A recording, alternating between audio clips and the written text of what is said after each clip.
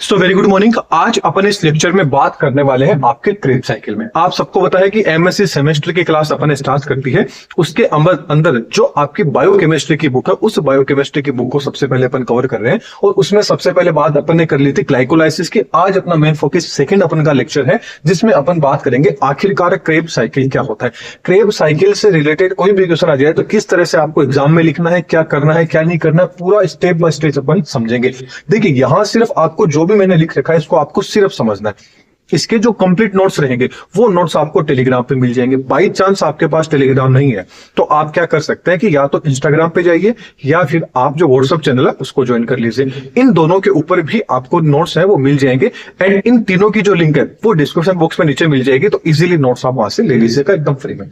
चलिए बात करते हैं सबसे पहले क्रेब साइकिल की। मेन पॉइंट पे आ जाते हैं कि आखिरकार क्रेब साइकिल क्या है। तो देखिए आप यदि एमएससी के स्टूडेंट है तो काफी यूजफुल रहने वाला है क्योंकि एमएससी के कंप्लीट नोट्स, कंप्लीट सेमेस्टर के वीडियोस, लेक्चर है वो यहाँ धीरे धीरे आपको मिलने लग जाएंगे। तो बात करते हैं क्रेब साइकिल की। क्रेब साइकिल को दो नाम से और जाना जा सकता है। बाई चांस आपके एग्जाम के अंदर क्रेब साइकिल नाम ना आए, क्रेब साइकिल की जगह क्या नाम आ जाए, या तो आ जाए कि सिट्रिक एसिड साइकिल किसको कहते हैं। अब क्वेश्चन आ जाता है कि सिट्रिक एसिड साइकिल कैसे हो गया, तो वो भी अपन देखेंगे कि क्यों इसको सिट्रिक एसिड साइकिल बोला जाता है। तो सिट्रिक एसिड साइकिल भी इसको बोल सकते हैं। इसके अलावा ट्राई कार्बोक्सिलिक एसिड साइकिल भी बोल सकते हैं। इसके अलावा क्या बोल सकते हैं, ट्राई कार्बोक्सिलिक एसिड साइकिल है, ये भी अपन इसको बोल सकते हैं। तो ये चीज तो आपको पता चल गई कि चाहे आपको क्रेब साइकिल पूछ ले, सिट्रिक एसिड साइकिल पूछ ले, या आपको ट्राई कार्बोक्सिलिक एसिड साइकिल है ये पूछ ले, टीएससी आपको पूछ ले, तो आपको ओवरऑल यही आंसर लिख के आना है। तो चलिए सबसे पहले बात करते हैं कि आखिरकार इसको डिस्कवर किसने किया था। तो जो क्रेब साइकिल था इसको डिस्कवर किसने किया था, सीधी सी बात है, नाम से ही पता चल रहा है किसने किया था, क्रेब। क्रेब नामक जो वैज्ञानिक थे, हेंस एडोल्फ क्रेब है, इन्होंने इसको डिस्कवर किया था। कब किया था, 1934 के अंदर। 1934 में इन्होंने क्या कर दिया, इसकी मतलब इसके बारे में एक्सप्लेन कर दिया कि ऐसा ऐसा क्रेब साइकिल होता है। इसलिए इनको नोबेल प्राइज जाके कब मिला, 1953 में इनको क्या मिला था, फिर नोबेल प्राइज मिल गया था। अब देखते हैं कि क्रेब साइकिल आखिरकार कहां देखने को मिलता है। तो क्रेब साइकिल क्या होता है, आपने माइटोकॉन्ड्रिया की स्ट्रक्चर पढ़ी होगी। माइटोकॉन्ड्रिया के अंदर आपने देखा होगा बहुत सारे अंदर क्या होती है, क्रिस्टी वगैरह होती है। इसका ये जो बीच का अंदर वाला पार्ट है ये इसका कौन सा होता है, मैट्रिक्स होता है। तो जो मैट्रिक्स के अंदर क्या रहते हैं, काफी सारे क्या रहते हैं, एंजाइम रहते हैं, क्योंकि ये एक एंजाइमेटिक रिएक्शन होती है। जो क्रेब साइकिल है क्या है, एंजाइमेटिक रिएक्शन। तो सबसे ज्यादा एंजाइम यहां देखने को मिलेंगे। तो जो आपका क्रेब साइकिल होगा वो भी कहां देखने को मिलेगा, इस माइटोकॉन्ड्रिया की जो मैट्रिक्स होगी, इस मैट्रिक्स के अंदर क्रेब साइकिल कंप्लीट होता है। तो आपको याद रखना है कि क्रेब साइकिल कहां देखने को मिलता है, मैट्रिक्स ऑफ माइटोकॉन्ड्रिया। किसमें देखने को मिलता है, माइटोकॉन्ड्रिया की मैट्रिक्स में क्रेब साइकिल शो होता है। इसके अलावा प्रोकैरियोट्स में बात करें तो प्रोकैरियोट्स में कहां देखने को मिलेगा, आपको जो साइटोसोल होगा वो साइटोसोल में देखने को मिल जाएगा। इसके अलावा जो आपका क्रेब साइकिल है ये क्या होता है, इसको एम्फीबोलिक नेचर में कैसा होता है, एम्फीबोलिक होता है। एम्फीबोलिक मतलब कोई चीज तो इसमें बनेगी, उसके अलावा कोई चीज क्या होगी, टूटेगी। मतलब बनना और टूटना दोनों क्या होती है, दोनों रिएक्शन इसके अंदर देखने को मिलती है। इसलिए इसको एनाबोलिक एंड कैटाबोलिक रिएक्शन भी बोला जाता है, मैकेनिज्म भी बोला जाता है। तो नेचर में कैसा होता है, एम्फीबोलिक मतलब इसके अंदर रिएक्शन बनेगी भी और टूटेगी, मतलब टूटेगी भी और क्या होगी, बनेगी भी। इसके बाद में अब थोड़ा सा अपन इसको एक्सप्लेन कर लेते हैं कि आखिरकार क्रेब साइकिल है क्या।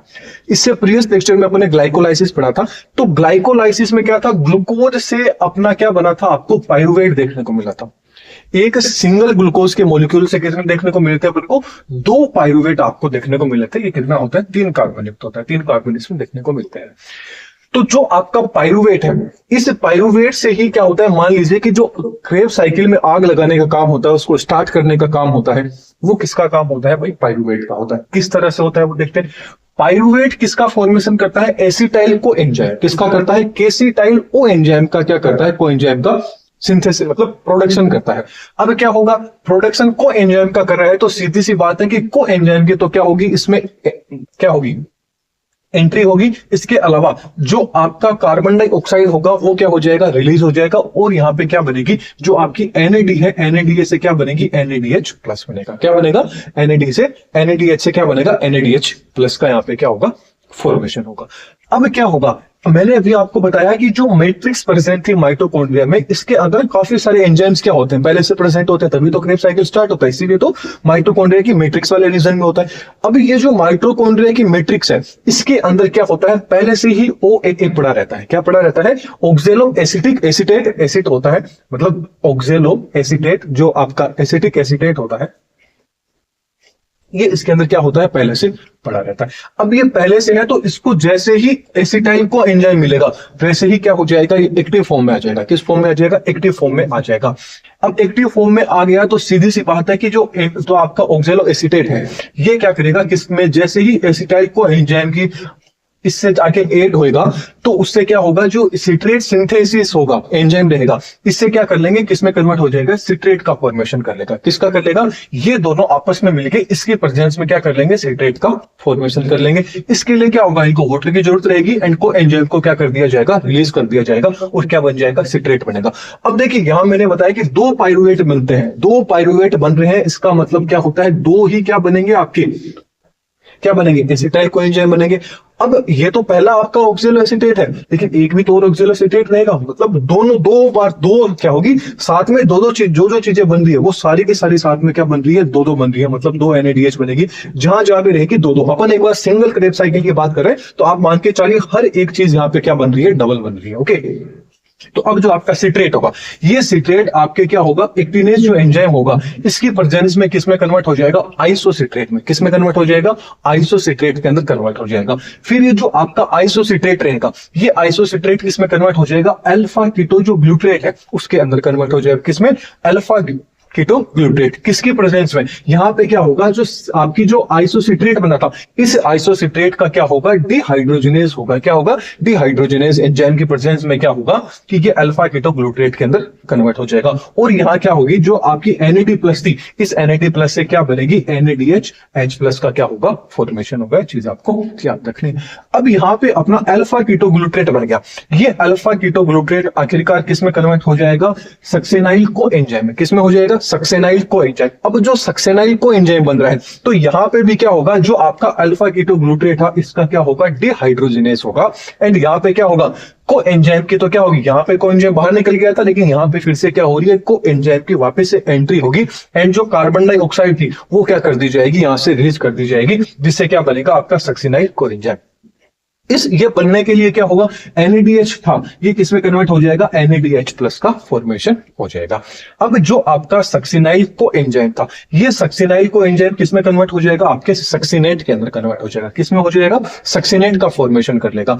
अब ये जब मतलब सक्सिनाइल को एंजाइम सक्सिनेट में कन्वर्ट होगा तो सीधी सी बात है कि को यहाँ पे नहीं है, यहाँ पे मतलब यहाँ पे को है, यहाँ पे नहीं है, तो को एंजाइम तो क्या निकल जाएगा, बाहर निकल जाएगा। एंड किस एंजाइम की रिक्वायरमेंट रहेगी, सक्सिनाइल को एंजाइम सिंथेटेज रहेगा, इसकी यहाँ पे क्या रहेगी, जरूरत पड़ेगी। अब यहाँ पे क्या होगा, जो ADP होगी वो ADP किस में कन्वर्ट हो जाएगी, ATP के अंदर कन्वर्ट हो जाएगी। एंड जो GDP थी वो GDP किस में कन्वर्ट हो जाएगी, GTP के अंदर कन्वर्ट हो। ADP का मतलब adenosine diphosphate, adenosine triphosphate, guanosine diphosphate and guanosine triphosphate. यदि ये वाली प्रोसेस प्लांट्स के अंदर चल रही है तो यहाँ पे क्या होगा, ADP रहेगी वो किस में कन्वर्ट हो जाएगी, ATP में कन्वर्ट हो जाएगी। यदि ये प्रोसेस एनिमल्स में चल रही है, बोले तो ह्यूमंस में चल रही है, तो यहाँ पे क्या होगा, GDP रहेगी वो किस में कन्वर्ट हो जाएगी, आपकी GTP के अंदर कन्वर्ट हो जाएगी। ये चीज आपको याद रखनी है, दोनों के अंदर मैंने बता दिया, बाकी सेम प्रोसेस सेम रहेगी। अब जो आपका सक्सिनेट बना था, ये सक्सिनेट आगे जाके किसमें कन्वर्ट हो जाएगा, फ्यूमरेट। किसमें कन्वर्ट हो जाएगा, फ्यूमरेट के अंदर कन्वर्ट हो जाएगा। और यहां पे जिस एंजाइम की हेल्प लगेगी वो क्या होगा, सक्सिनेट डिहाइड्रोजिनेज। कौन रहेगा, सक्सिनेट डिहाइड्रोजिनेज। एंड यहां पे क्या होगा, अब न तो NADP बनेगी ना ही ATP बनेगी, यहां पे क्या होगा, जो FAD थी ये FADH+H+ के अंदर क्या हो जाएगा, कन्वर्ट हो जाएगा। इसके अंदर कन्वर्ट हो जाएगा। अब जो आपका फ्यूमरेट था, ये फ्यूमरेट किसके अंदर कन्वर्ट होगा, मेलेट के अंदर। ये देखिए सारे के सारे एक दूसरे के क्या आइसोमर, याद रखना है, इसमें चेंज हो सकता है, इसमें चेंज हो सकता है। अब यहां पे क्या हो गया, फ्यूमरेट से आपका क्या बना, मेलेट बना। किस एंजाइम के प्रेजेंस में, फ्यूमरेज के प्रेजेंस में। किसके प्रेजेंस में, फ्यूमरेज के प्रेजेंस में।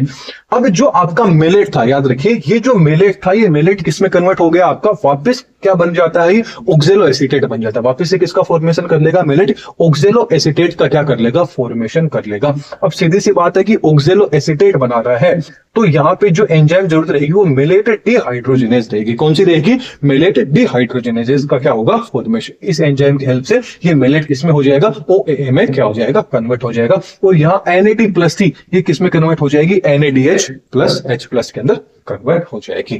तो ये तो हो जाता है अपने क्रेब साइकिल की प्रोसेस।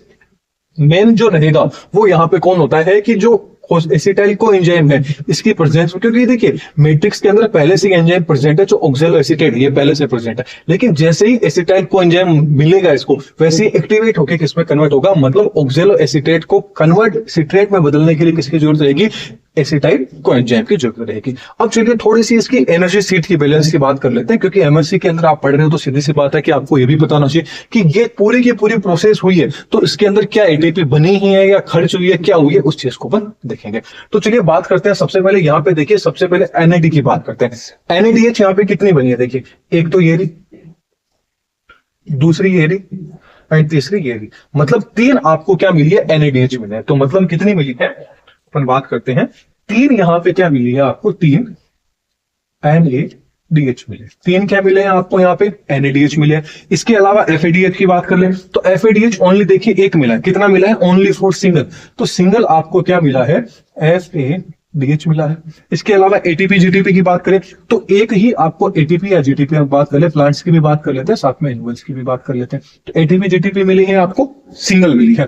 अब आप यहां पे देखिए कि जो आपका NADH होता है, ये NADH कितनी ATP, मतलब एक जो आपका NADH, याद रखना सिंगल जो NADH रहेगा क्या रहेगा, आपका जो सिंगल NADH है, ये सिंगल NADH कितनी ATP बना लेता है, ऑलमोस्ट 3 ATP का फॉर्मेशन कर लेता है। कई जगह आपको 2.5 भी देखने को मिल जाएगा, जैसे अपने प्रीवियस लेक्चर में बात की थी। तो अपन ये इक्वेशन इक्वल है, इसलिए अपन कितने ले लेते हैं, ऑलमोस्ट 3 ATP ले लेते हैं। तो एक NADH होगा कितनी ATP का फॉर्मेशन करेगा, 3 ATP का।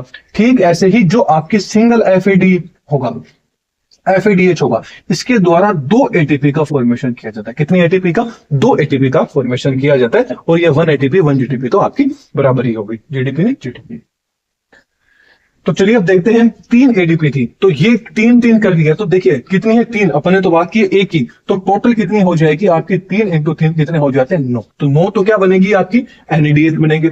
FAD की बात करें तो कितनी है, 2, एक सिंगल है तो ये भी सिंगल है, तो सीधी सी बात है कितना हो जाएगा, 2 × 1 = 2 हो जाएगा। तो ये कितनी कर लेगा, 2, एक ATP है तो आपकी एक है, तो ओवरऑल कितनी होगी, 9, 10, 11, 12। मतलब एक सिंगल जो आपका एसिटाइल को एंजाइम मिलेगा, मतलब एक सिंगल प्रोसेस की बात करें, सिंगल साइकिल की, उसके अंदर आपको कितनी ATP मिल रही है, 12 ATP मिल रही है। कितनी मिल रही है, 12 ATP मिल रही है। लेकिन अपन ने बात किया था कि पायरुवेट कितने बनते हैं, ग्लाइकोलाइसिस में 2 पायरुवेट बनते हैं, तो 2 पायरुवेट बन रहे हैं तो 2 ही क्या बनेंगे, एसिटाइल को एंजाइम मिलेंगे। तो इस सॉरी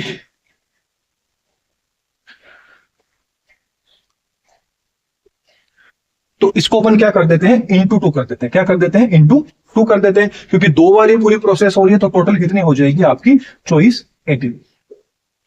सिंगल क्रेब साइकिल के अंदर आपसे पूछ लीजिए तो आपका आंसर कौन सा होगा, 12 ATP मिलेगी। लेकिन अपन बात कर रहे हैं 2 एसिटाइल कोएंजाइम, तो 2 एसिटाइल कोएंजाइम के लिए कितनी बनेगी आपकी 24 ATP क्या बनेगी, क्रेब साइकिल के अंदर बनेगी। आई होप आपको समझ में आ गया होगा। इसके जो कंप्लीट नोट्स रहेंगे वो आपको टेलीग्राम पे मिल जाएंगे, वहां से आप इजीली है उनको डाउनलोड कर लीजिएगा।